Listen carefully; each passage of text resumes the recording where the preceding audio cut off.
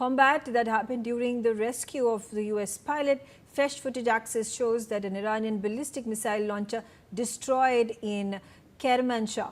The US and Israel forces continue to target IRGC launchers and units. Precision strikes have been conducted in western Iran. Ambassador Mahesh Sachdev, again, the big news since yesterday is the rescue of the second US pilot.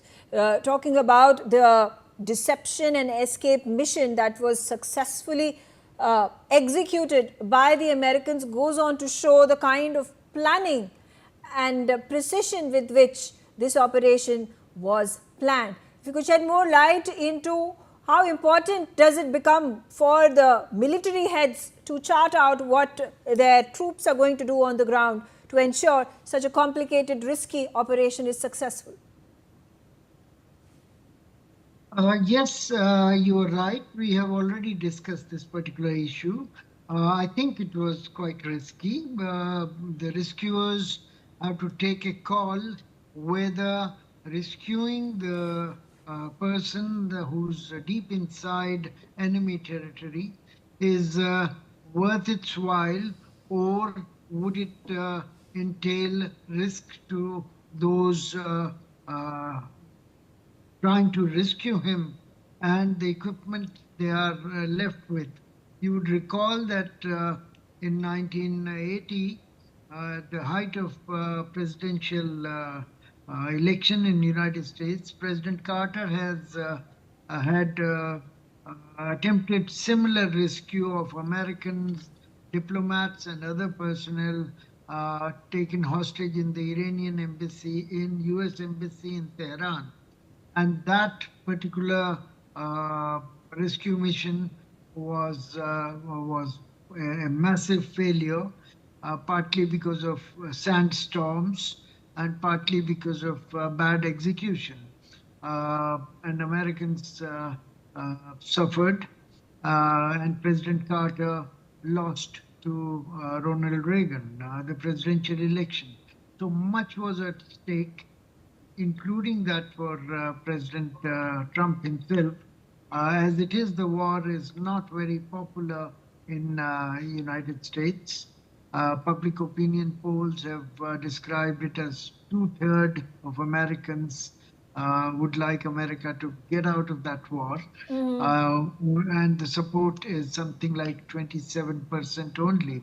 So had it gone wrong, then it would have been a very, very difficult time for President Trump and his braggadocio and his policy. Yeah, but you think Trump would have found a way to turn it around in his favor and going all ballistic on the tweets on the posts that he puts out, which are a version of truth that is only understandable to him. All right, stay on with me, Ambassador. We're getting more information. There are new satellite imagery that reveals that fires at Kuwait's Sabia thermal power plant alongside strikes on Bargan and Sabria oil fields. The IRGC's wave of missiles and drones have targeted key systems that keep the Kuwaiti economy running.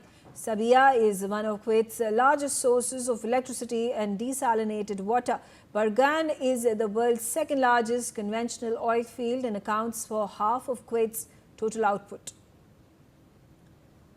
All right, Group Captain Pandey, these airstrikes that Iran is hitting on, whether we talk about Kuwait or we talk about Saudi Arabia, these have obviously created havoc. And, for example, just a while ago, the petrochemical plant in Saudi Arabia was struck.